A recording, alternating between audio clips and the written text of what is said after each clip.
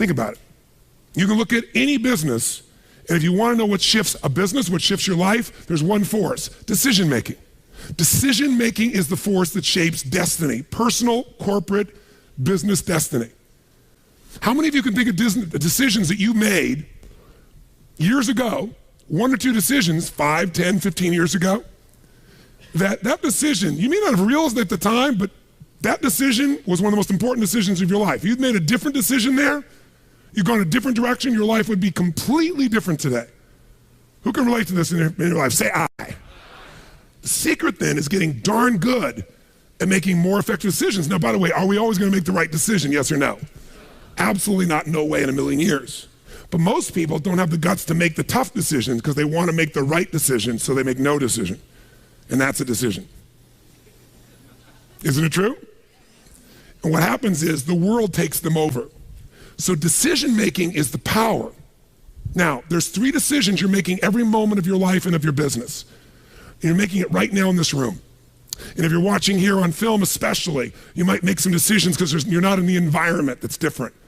But the first decision you're making every moment of your life that affects your life and business is, what are you going to focus on? Because whatever you focus on, you're going to feel. So as a business owner, every employee you have each day comes in and they make decisions about what to focus on. Some people focus on their own needs, some people focus on the customer's needs. Is that going to change the quality of what your business does? How it does, yes or no? A little or completely? Completely. Some people focus on what they can't control every day. Can you predict, if you're focusing every day on what you can't control, how you're going to feel about your life or your business? You're going to be overwhelmed, you're going to be depressed, you're going to be frustrated. Right now, you're deciding what to focus on. You can be focusing on, okay, we're getting into it now. I got the energy, now we're going to get into the meat of this. You're right, all business is decision-making, better decisions, better life. Or you could be saying, wow, my neighbor smells after all that jumping up and down. Notice that focus, right? Whatever you focus on, you're going to experience though, true? Now, some people make a decision and then they focus on the decision about how it didn't work out versus what they learned. Because there are going to be plenty of decisions that don't work out. In fact, probably if we were honest, most of us forget them. But most of our decisions aren't necessarily the right decisions if we make gutsy ones. But the ultimate decision is the ability to choose again. So focus is a decision. It's happening right now. It's happening in your business. But here's what we're looking for. There's a pattern of focus. At some stages in business, as you're going to learn today, the focus of the entrepreneur in the business is increasing sales. And they increase sales, and when they're successful, they eventually fail. Because their sales are increasing, but what's not? Someone tell me, what's not? Profits. Some people are totally focused on profits, profits, profits. Can you make any company profitable, yes or no? Sure you can. Cut enough stuff, you can make any company profitable for a while. A day, a week, a month, a year, a decade. True? At different stages in a business, you must change your focus. There's a life cycle to a business. If you're going to make effective decisions, you got to know where you are on that life cycle. You make decisions differently for a teenager than a toddler, than a grown adult, don't you? Same thing's true in a business, in your life. So if you're going to control your life, the way you take control is making new choices. If you don't like how things are, what do you got to do? Change it. And to change it, you have to make a decision. And by the way, leaders make decisions. That's what makes somebody a leader. They have the guts to make the most difficult decisions nobody else has the guts to make. And they know they're going to be wrong. But if they're wrong, what will they do? They'll know what they want, they see it's not working, and they'll do what? Change it, which means they'll make another decision, do something new, and see if it works. That's the essence of how we grow. So first decision controls your life is focus. Lots of patterns. Some people focus on what they can control, some focus on what they can't control. Some focus on customers, as I said, some focus on themselves. If you've made this whole business about meeting your needs, you can run a successful business, but it'll be a job. Because you'll never be able to sell it. Because if it's just meeting your needs, it's not a system. It demands your attention, your connection. It's giving what you want. But ultimately, it's not going to give somebody else what they want, so you can't sell it. If you can't sell your business, if you don't have an exit strategy, you have a job. I don't care how successful the business is. That doesn't mean you have to sell the business. But one of the most important decisions you make in business is, ultimately, if I was going to sell this, if I chose to, I have to know who would I sell this to so that I have long-term value, not just an income along the way. I have this critical mass hit. I get a multiple of my business. And most people don't have a clear exit strategy. They think I'll come up with that someday. You gotta start with that end in mind. That's gotta be part of your focus if you're gonna be successful in your business. I can remember a gentleman who's built CAA in Hollywood. It was the largest, most successful agency, right? Michael Ovitz, remember that name? He put together Nike and Coca-Cola and these billion-dollar deals. And eventually, Mike Ovitz went to go sell that business. He never thought through an exit strategy, and he got almost nothing for it. Because the laws prevented him from selling it to a studio. He had to sell it to some of his employees for pennies on its real value. Now, Mike found a way to make money later on in another place off of Disney. But the bottom line is, the guy didn't have an exit strategy. Even though it was brilliant, made lots of money, in the end didn't get the value. Focus. Your first decision is, what are you going to focus on? Second decision, the minute you focus on something, you're going to feel it. So if you focus on, oh my God, the economy's coming apart. My industry's, people are not buying my product or service. They're shutting it down. Consumers are not spending the money. Is that going to affect your state? Yes or no? Now, should you lie to yourself and just pretend there aren't challenges? No. But you're going to have to focus instead on, what am I going to do? What's the need that's still there? In any marketplace, there's always still people buying. I've seen it throughout the years. Even in some simple little business, let's say you're a realtor. You have your own little real estate office, or you kind of your own salesperson. You got a couple people that work with you that help you leverage yourself. Something that simple. I remember years ago, I met a woman named Marty Rodriguez. She's from the town I grew up in. She came to one of my seminars, and then she would be sitting in the front row, and in a year, I may have done 25 seminars. She was probably at 10 of them, same seminar, in the front row. This is a woman who was the #1 real estate agent for Century 21 in the free world. 9 out of 11 years. I watched her in good times make money, in the worst times make money.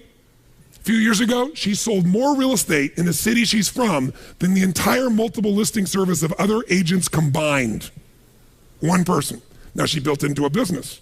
She's got a whole team that runs it, but it's still her. She built the brand. How does she do well when it's going horrible? She says, I love when the economy gets terrible because it gets rid of all those flaky realtors.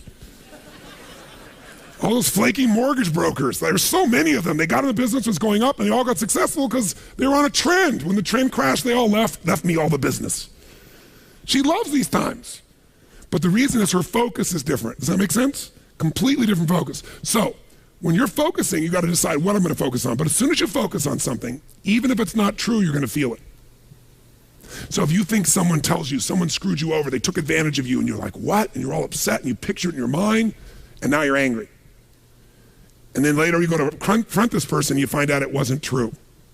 Who's ever had something like this happen and felt like an idiot? Raise your hand and say, I. But when you focus on it, does it control you? Do you feel it? Yes or no? So just write, focus equals feeling. Whatever you focus on, you're going to feel. And as a leader, you're going to have to manage those feelings. And you're going to do it by managing your focus. By the way, if you're going to lead other people, do you have to create a focus for the company, for the organization to be successful? Yes or no? You got to find yourself, what are people focusing on? It's affecting all the decisions in the company. So as soon as you focus on it, finally get to decision number 2. Decision number 2 is, what does this mean? When you focus on something, you got to give it a meaning. Is this the end or the beginning? If you think this is the end of your business, the end of opportunity, the end of our economy, are you going to feel differently and act differently than if you think it's the beginning? Yes or no? See, the difference between Joe Kennedy with $4 million in 1929 and Joe Kennedy with $180+ million in 1932, that big a jump, different focus, different meaning. When everybody else said it was the end and they were focusing on how to survive, he was focusing on how to take market share, he was focusing on what the opportunities were. The meaning for him was, is this the greatest opportunity of my lifetime? There'll never be another time like this. And he made enough money in that time that took care of all his heirs after that for decades to come. All because he had a different focus and a different meaning. Listen, if you're in an intimate relationship and you think it's the end of that relationship, are you going to treat that person the same way as if you think it's the beginning? Yes or no?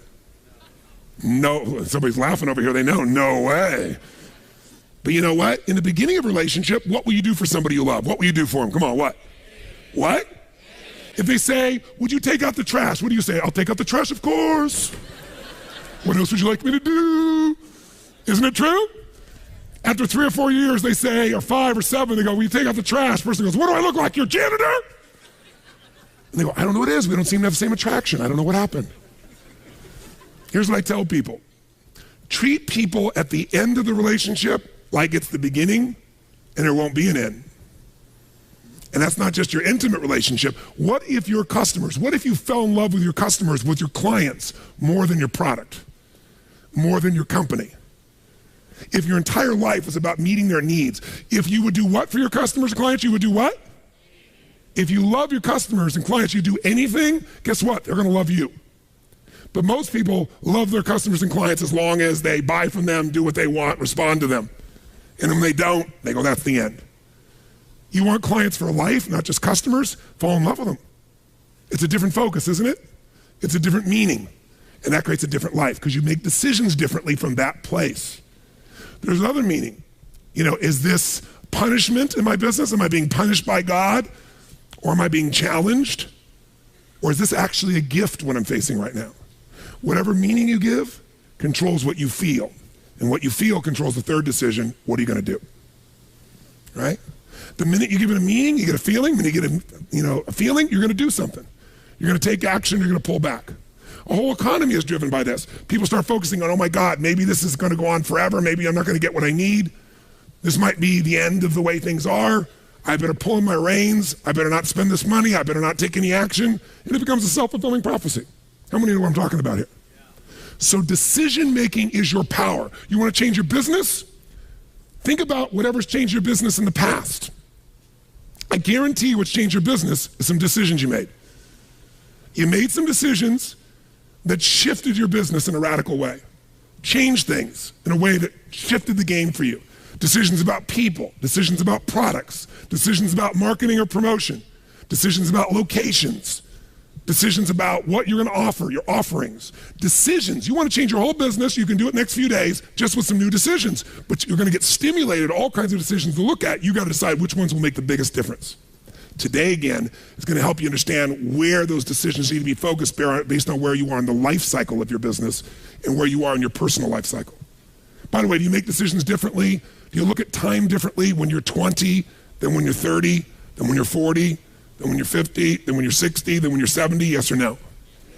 It'll affect your decisions.